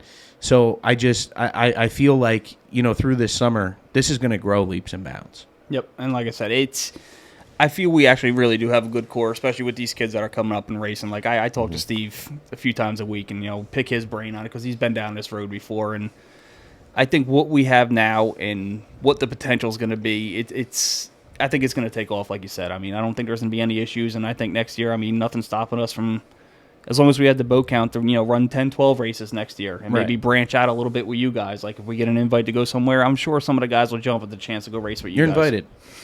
And there we go, boys. That was easy. You're invited. You know, the hard part with us is not a whole lot of thought goes into looking for flat water. You know, we're usually looking for something to get a little lumpy, yeah. you know? On, yeah. So, like, it's a little tough, like, as far as incorporating it into most of our events, but we do have a few that would be killer. Like, I could think of 2 or 3 off the top of my head that would really be badass. So, and I know you can't, there's always that back and forth of could it be a points race or not, the travel, who could really do it. But sometimes just coming out there with none of that hanging over you and just put on a show. That's the whole thing. Like, even this year, like, say we get invited to one of your races or something, you know, I'm not going to send any boats there unless we have at least 5 boats because 5 boats makes it interesting because the people, some of the people don't know what they're looking at. And if you get a seasoned driver, like you take Steve or somebody, you put him in a rocket ship that you know is going to go out there and smoke every other boat out there, he's well versed enough to know, like, he's leading them. He's going to start pedaling a little bit to make it look like it's competitive to keep the people on the shore really interested in it. And also to keep me off your ass with that whistler. What? I'll tech your ass. Go ahead. Bring it. I got to see this. Oh, don't worry. If he winds up in a boat, I'm building something. I started racing against you. Really? I realized that the other day. Oh, my God. That I always do you a disservice. For Class 6? I talk about all these phenomenal people that coached me up through the sport when I was a kid. It wasn't me. And I always leave out you with that sensation. Not me, man. You kicked my ass a few times. We did. And it was actually funny. I remember flipping off Ryan as we passed you guys, broke down, and he was like, yeah, you're a bad sport. You're not even like a good friend. Not. We're racing. When that green flag goes, there ain't no friendships. Steve-O raced a boat with us. What was that, a 26 or a 24? 24 sensation. 24 sensation with Bob Gagan. It was a big old banana. It was all yellow. It was a worthy boat. It was a worthy boat. Yeah. And we raced against each other my whole first season. When I first started racing, was I 14, 15? Oh, my God. 14? I forget now. Baby boomer. Yeah. Baby boomer. And, I had this, I love this shit. I've loved this shit ever since I was a kid. It's a passion. And when I got my boat, I didn't know what the fuck I was doing. I mean, I'll just tell you the God's honest truth. But you think you do. You know what I mean? Like, you never in your head, I don't care if you're 14 years old, it's your first time you've ever done it, or you're 70 and it's the last one you're ever going to do. You think you're going to win. You know what I mean? Nobody you go in there thinking, nothing's going to beat me. I've seen the passes boat out here. Until you don't. Yeah. And then you're like, exactly. I got a plan for everything. You know what I mean? Like, if this guy gets in front of me, I'll go around him, I'll cut him here, I'll get him on that pin. And it never works out. Any plan you ever make before a race, and I'm sure it's the same with you guys, goes right out the window when the green flag goes up. You know, it's like getting punched in the face by Mike Tyson. But nothing was worse than getting passed by him. Nothing was worse than getting passed. Especially you and Bob, who Bob's like the most unassuming character. Very much so. You would never think this guy was like a badass boat racer. Like when you meet him, he's a very nice, tailored, gentleman. Like you'd never think. And he gets in a boat, and he's an absolute badass. And he put this knucklehead in there with him. And I started racing against you. I'll That's fix crazy. that, buddy. I'll add you to the list of legends that I slayed. Oh, Steve Adams, the legend. That has a nice ring to it. That he slayed. The Slade legend. I like That's that. going to be the name of your first solo on your album. Hey, where are they going? What, Reese's Slade Pieces, again. MC Adams? But man. so I figured we went through your schedule, your classes, your breakdowns. Now, when you do your world championship, that is something that clearly is very important. You want to pull off your 2 days of racing, and did you have a site lined up for that? Something in mind? Not yet. What's a goal for you guys? I mean, coming out of this, something you can look back on. What's a goal? Where's a good dream site for your world championship? Oh, man, that's a loaded question. Yeah, I mean, for years it was in Beach Haven. Yep. I mean, I love that site myself. Beach Haven we've had in Tuckerton a few times. Yeah. Beach Haven was the big one. I hear Beach Haven a lot. Yeah. You know, Beach Haven's a fun site. Always after Chowderfest, late Yep. late September, nice cold water, Yep. wake good you up in the horsepower morning. weather. Yeah, exactly. I like that. Just I like Great that a lot. crowds, Yeah. great, and the town always supported it, which was also wonderful. So And I guarantee you that we went there again. I guarantee you they'd be like, let's do it. yeah, and the World Championship races are completely different also because typically the standard races are 3 laps for everybody. When it comes to World Championship, they're 5-lap races. So And it's double points. the boats are they're actually put to the limit because 5 races is a lot of time for Well, hang a on. motor So in those boats. 5 laps or 5 races? 5 laps. I'm sorry. Okay, 5 laps but versus 3. Now, is that 5 laps heat style? It depends on the boats. Yeah. If there's enough boats, they break heats down. But if the class has, I think we would do 6 or less boats, it makes a race. So if there's 6 or less boats, then they would do their 5 laps as the championship race. Over 6, you run a heat. Yes. Yeah. Now, is that just to try to give a fair shake on the first lap? For the heats, absolutely, because you can't put that many boats out there. It's not really safe. Right. Because of how short the course is, or The turns. Turns. right. Yeah. And also advantage. I mean, I'd imagine if you're lane 7 versus lane 1, You really don't stand a chance. good luck. Yeah. At least with offshore, you got a pretty good shot at working your way back up there. But watching a few of your races, that would be just a motherfucker to, Yeah. to get back from. You were talking earlier about strategy. You know, at this lap, I want to be a certain, I want to be past this I boat. was going to ask Mm-hmm. you about this with heats. Yeah. So in the championship races, you got to remember some of those Garveys are only running on like 3-4 gallon tanks in them. Right. So they have just enough to like just get Right. past that finish line of 5 laps. Whereas the skiffs, like I run a 20 gallon tank of mine. I'll go all day long because not only do I race my boats, but sometimes I'll pop the cage out and I'll just go out for a cruise. You know what I mean? So there is some type of strategy like you'll see on a championship. The people that don't really know, they'll go out there and they'll just keep going warm-up laps until everybody's milling. Whereas the legends would go out there and just stop and mill, and they'll just conserve their gas. Right. And then they'll wait for everybody to catch up to you. Right. And then when they do that, that's you come out to a race, you'll start seeing who is good behind the wheel. I can't say that because, I mean, I've seen a few of the kids drive, and they have it in them. But you'll see who is the seasoned driver compared to who isn't. Yeah, and so our world championships are a little bit different too. So we run like class world championships, and then they run an all-out Garvey world championship where it's everybody from 2-barrel a stock free-for-all. to Oh, right modifieds. on. Yeah. Right you know, on. I dig that. just from Yeah. class, slowest class to fastest class, 10 boats wide. Right. On the outside. We do something like that in Lotto. know, We do yeah. that run what you brung. Yeah. Yeah. Where you just anybody with any boat. It's got to be over a certain, like I think it's got to be more than 30 feet and canopied. But it could be anything. It could be a super cat. It could be, my boat. It could be whatever. And Yeah. you'd be amazed who wins sometimes. You know, speaking of that, you got to give me a ride in a canopy boat. No doubt, dude. No doubt. I told Come. Steve the same thing. I'm like, I've been in everything. I've been in open cockpits. I've been strapped into the cages. I want to feel that rush of sitting in a canopy boat. No doubt. Anytime you want. What I will tell you is you probably won't be very impressed. We were actually just talking about this. The one big thing that the canopy boats have over the open boats is you don't feel anything. Like, it's like sitting in your car. There's no wind. There's none of that. So it's not like you're dealing with the wind trying to tear your helmet off your head. And, a lot of those boats where you're standing up in the bolsters or versus sit down. But either way, you're out in the element. When you get in a canopied boat, the first thing you realize is it's tight in there. Like, that's the first thing. When you get in and you get your belts on, you feel like you're in a clown car, you know?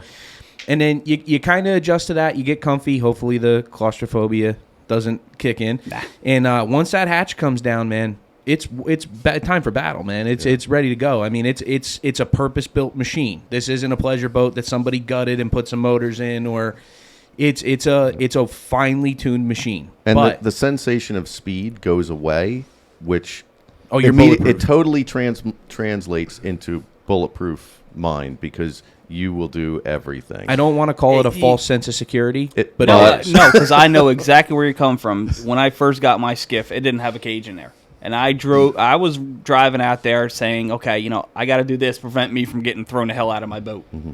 The second I put a cage in there, and I'm sure you asked 99% of the skiff drivers, you drive like an asshole because you're strapped in. You're in a 5-point harness. Where you go, where the boat goes, you go. Right. So you just feel like it's a little more invincibility. You're like, okay, you know what? I wouldn't do this if I didn't have a cage, but I'm going to push the limits here. Oh yeah, right. And it goes up 10 times with the Canopy boat. I don't know. I don't know that I buy the false sense of security thing, because I follow Travis Pastrana and Britt Lilly on Instagram.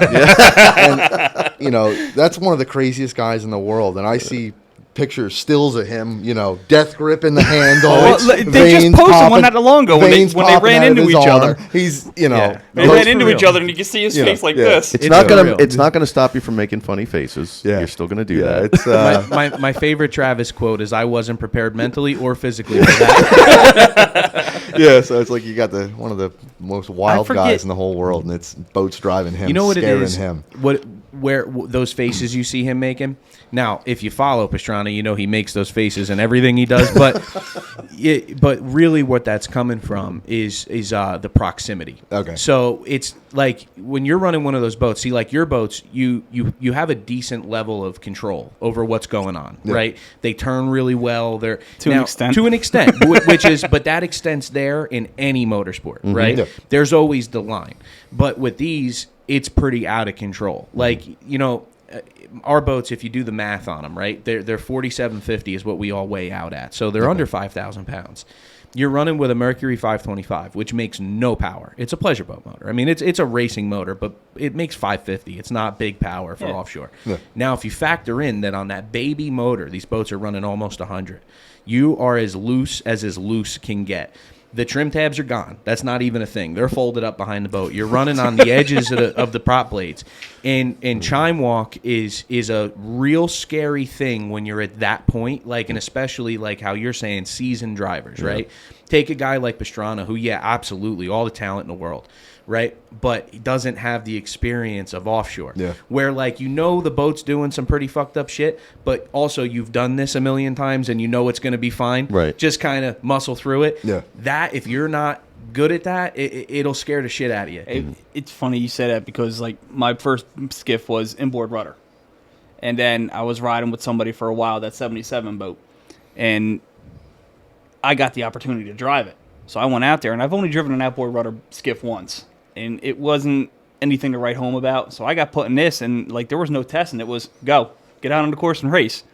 Of course I'm going to do it. Mm-hmm. And, I mean, what a world of difference. You say the chine walk. That boat's an outboard rudder boat. So when you're going to a turn, you start turning it like this, you could literally feel the ass end start coming out from around you. And you have to start counter steering, bumping it back and bringing it back. And I didn't know that at first. And so that picture is perfect to show you. See the step where the hole is on the side of the boat? Yeah. Okay, that is probably 6 to 8 inches ahead of our center of gravity. Okay, so all that step really is for is acceleration. The pad in the back where the V ends is kind of where the boat runs on. So that's where we have some stuff in common. When you're up at that high speed number, right, it's running on a basically flat board, right? So it's searching constantly for something to run on. And it finds a lifting strake, which pushes it back up and pushes it over on this side. And now that's where the skill of the driver comes in. So you're kind of doing this coming down. That's where, and I brag about him all the time. My old man impresses me every single time I get in a boat with him. He has this innate ability to know what it's going to do before it does it. And I don't understand it. He explains it to me a million times over. I feel it in my ass. I feel it hit me here, and I know I got to go here. And I'm like, Pop, what you're saying makes sense, But trying to do it in real time is when you get those Travis Pastrana faces. Yeah. It's like, holy shit, I thought I had it, but I fucking don't. And like to that extent, yeah, it's all there. But what I'm saying you won't be impressed with is a suspension seat, air conditioning, vents Wait, they blowing got in suspension your face. seats on? I don't. What I have is more of a trophy truck style seat, so it's like a steel mesh. So there's a little bit of give, not a lot. Like you get your ass kicked pretty hard in that little boat. Yeah. But like for instance, like if you got in that 38 Fountain, if you ever watched like some of the video I have, I've never really even put it out. Me and my old man put that on its roof in Inglewood in a straightaway at over 100, and barrel rolled it right side up and kept right on going, and I never felt it. Like I never, like, I mean, probably one of the most violent sequences I've ever been a part of. Never felt it because the boat takes everything for you. There's no wind. There's no getting folded over the gunnel. There's none of that. Yeah. You're belted in. You don't move. I mean, the worst possible scenario is it racks you hard enough to kind of put you out. Like that's happened to me where I've lost my vision. I've gotten, and you guys would definitely understand that because I'm sure the G-forces that you're pulling, especially in a Garvey, are probably much higher than an offshore boat. The difference is we get it in a quick whack. Like we'll probably go from like 2 Gs to like 18 and back to 2 in tenths of a second. Yeah. And what happens is you never really feel it happen. All of a sudden you just can't see. Like, it's either fuzzy or it's all black. And, like, I've been in situations where my old man's like, dude, you're heading for the turnboat. You know, and I'm like, I can't see, dude. You know, sorry. Yeah. Like, it is real in those instances, but it won't impress you. You won't feel it the way you feel your boat. Like the moment I got in a Canopy, I wish I never did. Because, like, the open boats are so much more fun. Because I like to drive Dover down style. So it's basically... I guess you can compare it to a skiff because you're strapped in, you're going where the boat is, but you're in an open. Have you ever been in a cage skiff? No, right, I've never been in a skiff. No, I'm going. Trust me, I'm accepted. I just, you know what the difference? It's hard to explain it. It's like when you get in an open boat, you feel everything. You feel every emotion, every element, every ass kicking. It's right there in your face and real and raw. Like it's just not sugar coated at all. Like you get hosed down, the water hurts, the visor blows off, you lose a GoPro, you're motherfucking the guy in front of you. You got, you know what I mean? There. Yeah. You get in these canopied boats and like all that shit can happen and it don't matter. Yeah. Like you get a little wet, it leaks through a hatch or something. It's just not. It's not what you think it is. The competition is like to your point about with Travis because of that false sense of security. Where all of a sudden, like if you cut the lids off those boats, the quality of racing would drop immediately. Guys would be like, "Oh, I ain't doing that." You know what I mean? But that's with the truth. But with the lid on them, sure, we'll put them in there wide open, 8 wide, with boats that don't turn and bounce off each other and come out the other side and fix each other's shit in the parking lot. But you remove that canopy and none of that shit happens. Brings a whole different level. You were with us all season, right? You handled GPS for us all season with Cody, and so all season, can you recall a bracket class accident? Two boats hit each other? No, not hitting. That's what I'm saying. No, nobody hit. I can give you 10 canopied boats that hit each other. Yeah, no. I was just going to say, I watched one right in Point Pleasant. I was going to say, I can give you 3 in Point Pleasant. Yep. So it's, you know, and that's the difference, is the guys in the canopies will push that much harder because you feel safer. And to an extent you are. Like even Class 7, and they race close. Yeah. No, they didn't bump at all. No. When you're out in the open, man, you're a little more careful, you know. It's funny you said it because the one year I had my skiff there, I don't know who it was, but they had a canopy boat. And I was fucking with them. I'm like, hey, bring me for a ride in your boat, and next time I'm testing, give me your number. I'll bring you for a ride in that. And he's like, one of them? I said, yeah, JSBR. I said, fuck you. I'm like, what the hell? I don't know who it was, but... I've mentioned it. We were down in Myrtle Beach last weekend with probably 50, 60 of those guys, and they all were wondering what this all is. I've been pretty vocal about it, and I've been talking to them, and they're like, I can't believe you're getting involved with them. They're nuts, like, in a good way, you know? Yeah. And I'm like, it's just, you know what it is? It's just different. It's just apples and oranges from what we do, but it's all from the same tree, if that makes sense. Yeah. You know what I mean? I see, you know, like you brought it back before, you know, getting blurred. Yeah. When you're going, I sent the skiff to the moon in Cambridge, and I had my dad with me because my son had to leave that night. So my dad was dunk testing and stuff. He goes, "Oh, I'll race with you." And I remember going out there, and we were coming into the turn. I was setting the plate, and I wanted to dive on the inside because it was a Sunday race, and I put the boat where it shouldn't have been. And the second I put the boat in there, I said, "I don't want to be here." I was like, "I got to correct this." And the next thing I know, I remember waking up on the infield I picked my head up, and the boats were coming at me. And I turned around. And I started hitting the starter. My dad smacked me. He's like, "You're fucking done. You're done." He said my pupils were like that. I don't remember the ride home. Wow. All I remember is my wife grabbing me in the morning next day and telling me we're going to the hospital. Jeez. Yeah, it gets real quick, man. And she has video of that. Like, you could see how high I was up in the air. Right. Yeah, I would. I still strap back in, though. I mean, that's the passion. Isn't it funny? We're all like, I laugh in offshore. The guys will put up pictures, and it's never of like the boat doing anything it's supposed to be doing. You know what I mean? Like for instance, the picture that's behind you guys, as bigger than any other picture I have on the wall, is the worst case scenario for a boat possible. Completely out of shape. You know how many times I'll be sitting there and somebody will send me a picture from a race we were at, and you never know you were up that high. You're like, what the fuck? But that's the way I roll. You were at that race. Yep. It cracks me up. It's the same with everybody, no matter who you are. Like I laugh. You get like some guys like I'm sure you guys know like the Miss Geico team and them. So Scotty and Scott them, Begovich, Mark. who raced skiffs for years. Yep. And so like I'll talk to Scotty from time to time, and after skiffs, he raced a 24 Pantera in Class 5, which is now Coastal Boat Sales, if you recognize the boat. Yeah, I know the boat. So he raced that after skiffs. And I'll talk to him from time to time about just, I admire the guy. Scotty's a Jersey boy, started in OPA with us. He's 20 awesome years because he's ago. down to earth. He's an awesome dude. He really is. He's, Scotty's a guy that never changed. Like, I've He's seen, humble. Yeah, I've seen a lot of those guys come up through the ranks. They start racing a boat. They make a name for themselves. They wind up a big deal. And they act like a big deal. Scotty's just the same Scotty that I knew 20 years ago that would bring me in the boat on parades with him. It was just normal.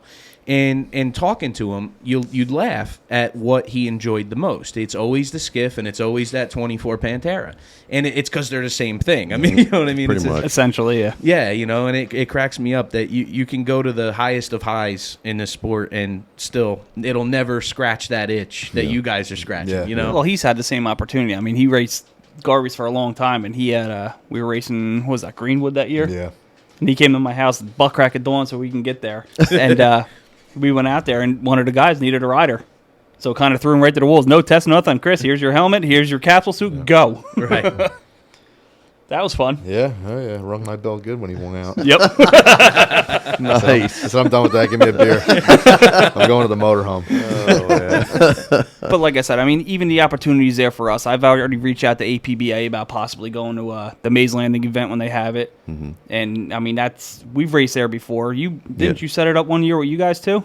I did Greenwood Lake, Oh, yeah. and I would have loved to do Maze Landing because that was a lot closer. Yeah. But like I said, I already made the phone call to them, and I got the legwork started for that. So, I mean, my ultimate idea for this whole thing is just branch out. Right. Go as big and as far as we can and try to get the people that have never seen these races before, get them to a show and maybe get some new recruits, get some new drivers out there, get some new people to buy boats because It's that exciting. it really is. Yeah. It's a rush. I mean, that's the easy way to describe it. Yeah. I mean, you go there and you said it before, you got these little 16, 17-foot boats doing 80, 90 miles an hour on a quarter mile, and they're holding that speed in a turn. Yeah. You don't see that very often. No, you don't see it anywhere. Yeah. Period. I mean, like we just got a call, funny enough, a guy that wants to come Class 6 racing, and what he does now is he's one of those guys that goes out in the ocean and tows water skiers at like 80 miles an hour. You ever see right. these guys? No. Water ski racing. Water skier racing. I never heard of this shit either. I've seen it, but I didn't know it was as organized as it is. It's kind of big out west, and then What the fuck? Am I the only one that's not heard about 100 miles this? an hour. with water Australians skiers are behind them. insane with it.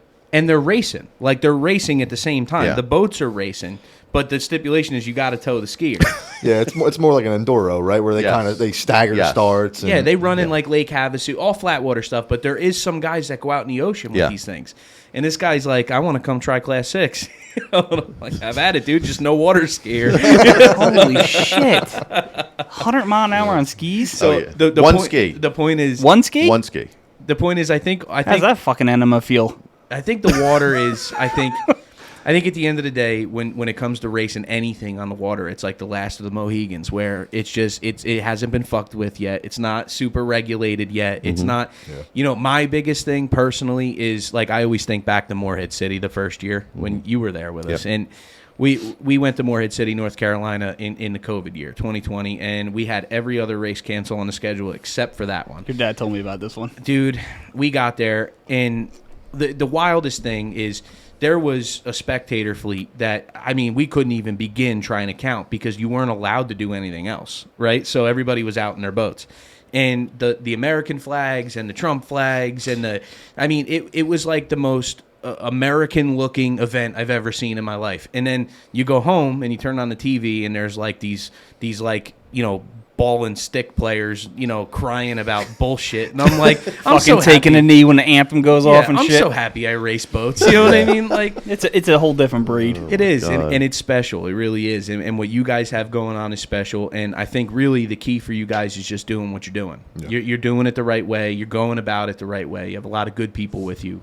And so I wish you all the best, man. Like I said, I'm really digging the core we have here, and I'm digging the people that don't want to be involved but are giving me feedback and helping me when I ask for it and kind of point me in the right direction. Like, that means the world to me.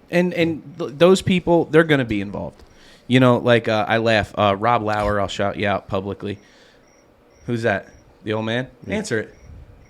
We got a special guest on Offshore Live number 19. Yo, what's up? I'm doing a podcast. What are you doing? Are you Gigi's? Hold him up to the mic. Oh. Yeah, we're here to... I see you now. Let me see. Hey, West man. Here, let me see the phone real quick.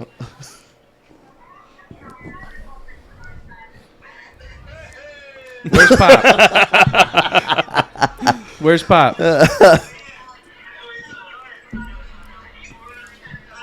Tell Gigi I said hi. I'm in here with the Jersey Shore Boat Racing Association, and we're just wrapping up a podcast. You got anything you want to say to them? Yeah, really excited to join forces with you guys and kick this thing off and bring this sport back where it belongs. That's what I'm talking about. That's what we love to hear. Thanks, Pop. I'll Hell talk to you in a yeah. little bit. Thank you. So Boomer, the real question is, what's the over-under that you and Pop have a boat before the end of the year or the beginning of the next year? Highly likely. Highly likely. Listen, that's the one thing that is kind of buried in all this is a lot of this is we're just kind of junkies, man. Like, I don't know if you've noticed walking in this joint, but No. everything on the floor out there is all our projects, is all things that we want to race, have raced and broken half, raced and need to fix. So there's a pretty good chance you wind up, would you say you have 13 boats? Yeah. Highly likely you have 14 shortly. There's not much that we can ever be involved in. Like, we can't go to NASCAR without talking about trying to buy a car or... Yeah, you can't be half in, right? It's just There's there, no dude. half It's in. all we No. do. It's like, I get it. For some people, they have TV shows they like, or they travel, or whatever the fuck normal people do. I really don't know. Like, even They might play golf. golf. Yeah, I don't know. What do normal people do? Do you have any? Who knows? I can't even begin. Define normal. Yeah, like I don't know, but whatever it is, it I ain't thought me. we were normal. Because I'm not going to lie, like, I would say good 85% of my friends all race boats, so they're on the same friggin' crazy-ass mentality I'm on. Well, that means you got a good group of friends, and everybody else is just weird. That's I right. only got 5, so, 85 is probably a high number. But what we do? We hit your schedule, your tentative. What else you got? You got anything you wanna put out there? Like I said, if you're interested in doing anything or even help sponsor us, reach out to us. That's the easiest thing, and we'll definitely get you pointed in the right direction. The more boats, the merrier. Actually, another thing I wanted to throw out there is nobody's ever seen these boats before. When we set up a date with you and your pop to bring the boats down here to weigh them, they're more than welcome to come down and check them out. Yeah, we're going to do that. We don't have a date yet, but when we do, I'll make sure it's public. And we're going to bring all these boys here to the shop and Brick and weigh the boats and try to get them as close to, an even playing field as possible. We're going to have to, in the coming weeks, up to about a month, we should be able to at least stitch together a tentative schedule. We're fishing for partners. We're fishing for sponsors. I'm telling you guys, this is a good thing. This is going to go. As sure as I'm sitting here, it's going to go. So get involved now and help these guys get it off the ground. The shore here deserves it. The racers here are the real deal. They're as real as any one of us. And they just need a kick in the ass, man. Help them get over the hill. Support. It's a good thing. Trust me. And if you don't trust me, trust MC Steve-O. Yeah. MC Adams. MC Adams. I like that one better. MC Adams. Stephen M. Stephen M. All right, boys. You got anything else? No, Chris? we would just like to thank you guys for having Yeah, us on the absolutely. podcast. I mean, No thanks needed, brother. The publicity's great, any and all, and we appreciate you guys. Well, support. listen, I might charge you by the view. You know what I mean? All Oh, yeah. all a couple hundred of them. Or something, you know? And that's the whole thing. Like, even when we do a testing tune and stuff, you're more than welcome to come out because we're not going to have the insurance as we normally would. So if you want to get a taste like what it's like to go in a skiff or a Garvey or something, come out to one of our testing tunes. I know I'll personally, if I find a freaking gasket kit, I'll take you for a ride in one of the skiffs. Right on. I'll be Awesome. there. Cool. That's I know. for sure. I already got you locked up. Yep. Yep. That's done. What's your fabrication? Knits Craft Machine Company. I'm down in Bayville. Cool, All cool. right. Facebook page? Jersey Shore Boat Racing, MC Stevo. You can find him on Spotify, wherever you get your music. Reese's Pieces. Thank you very much. Offshore Live 19. Thanks, guys.